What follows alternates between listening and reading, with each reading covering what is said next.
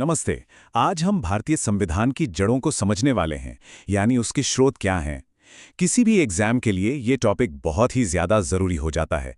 यकीन मानिए, यहाँ से जो भी सवाल बनते हैं वो सारे के सारे इस एक विश्लेषण में कवर हो जाएंगे। तो चलिए शुरू करते हैं। अक्सर एक बात कही जाती है, एक तरह का तंज कसा जाता है कि भारत का संविधान तो बस एक उधार का थैला है। सुनने में ये एक इल्जाम जैसा लगता है ना?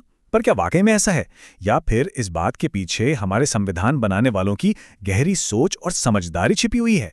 चलिए पता लगाते हैं।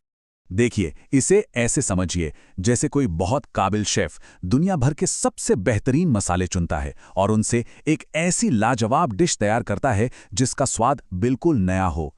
हमारे संविधान निर्माताओं ने भी ठीक यही किया। उन्होंने दुनिया के बेस्ट संविधानों को बहुत गहराई से परखा और उनमें से जो सबसे अच्छी बातें थी उन्हें भारत की मिट्टी और यहाँ की ज़रूरतों के हिसाब से अपनाया।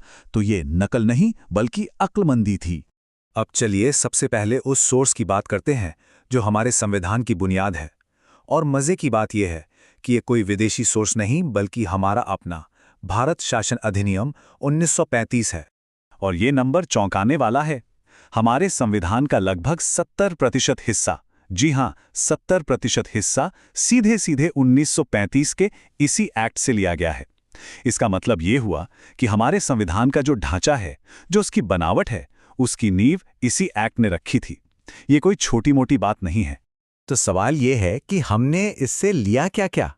देखिए, जो हमारा संघीय ढांचा है, यानी केंद्र और राज्यों के बीच ताकत का बंटवारा, वो यहीं से आया। हमारी न्यायपालिका की जो संरचना है, सुप्रीम कोर्ट, हाई कोर्ट, ये सिस्टम भी यहीं से प्रेरित है। और हाँ, यूपीएससी और राज्यों के पब्लिक सर्विस कमीशन, जो हमारी ब्यूरोक्रेसी की रीढ़ हैं, और यहाँ तक कि इमरजेंसी लगाने जैसे बेहद अहम प्रावधान भी इसी एक्ट की देन है। तो ये तो हुई अपने घर की बात। अब चलिए एक वर्ल्ड टूर पर निकलते हैं और देखते हैं कि दुनिया के किन-किन देशों से हमारे संविधान को प्रेरणा मिली। हमारी पहली मंजिल है ब्रिटेन। जाहिर है, इतने सालों के ऐतिहासिक रिश्ते की वजह से भारत के राजनीतिक और प्रशासनिक सिस्टम पर ब्रिटेन का सबसे गहरा असर दिखना ही था।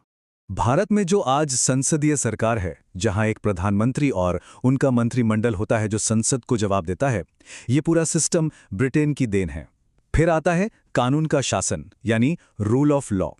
इसका सीधा मतलब है कि कानून से ऊपर कोई नहीं, चाहे वो आम नागरिक हो या प्रधानमंत्री। इसके अलावा पूरे देश के लिए एक ही नागरिकता, यानी सिंगल सिटीजनशिप, और संसद के 2 सदन, लोकसभा और राज्यसभा, का आइडिया भी ब्रिटेन से ही लिया गया है।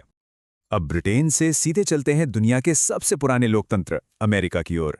यहां से हमने नागरिकों के हक और न्यायपालिका की ताकत से जुड़ी कुछ बहुत ही जबरदस्त चीजें ली।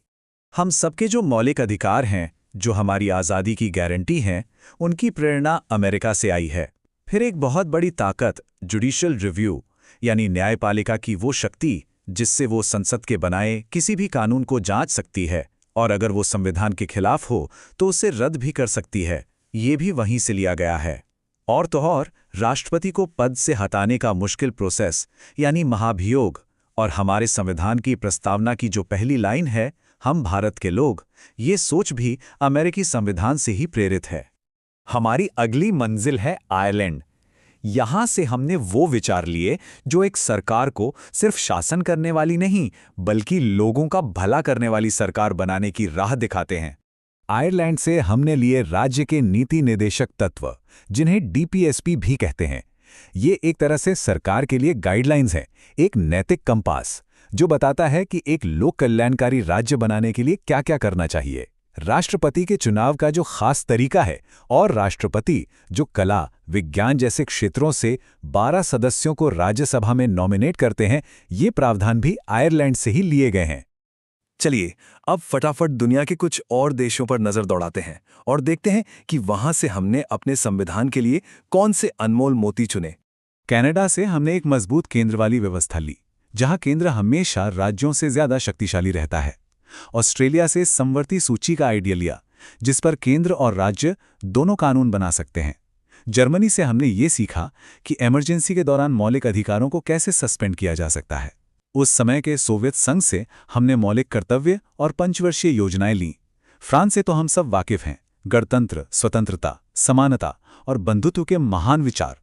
दक्षिण अफ्रीका से हमने संविधान में समय के साथ बदलाव करने की प्रक्रिया सीखी, और जापान से कानून द्वारा स्थापित प्रक्रिया का जरूरी सिद्धांत लिया। तो इस पूरे वर्ल्ड टूर के बाद हम इस नतीजे पर पहुंचते हैं कि भारत का संविधान अलग अलग चीजों का बेतरतीब जोड़ नहीं है, ये अपने आप में एक अनोखा और जीता जागता दस्तावेज है। इस नंबर पर गौर कीजिए, 60। हमारे संविधान निर्माताओं ने एक ऐसा दस्तावेज बनाने के लिए जो भारत के लिए सबसे सही हो, दुनिया के लगभग 60 देशों के संविधानों को खंगाला था। ये उनके जबरदस्त परिश्रम और दूर की सोच को दिखाता है। जैसा कि खुद डॉक्टर B.R. अम्बेडकर ने कहा था कि भारतीय संविधान दुनिया के सभी जाने माने संविधानों को छानने के बाद बनाया गया है। इसका मतलब साफ था, दुनिया में जहां भी जो कुछ सबसे अच्छा था उसे लिया गया और उसे भारतीय सांचे में ढाला गया। ये नकल नहीं, समझदारी थी।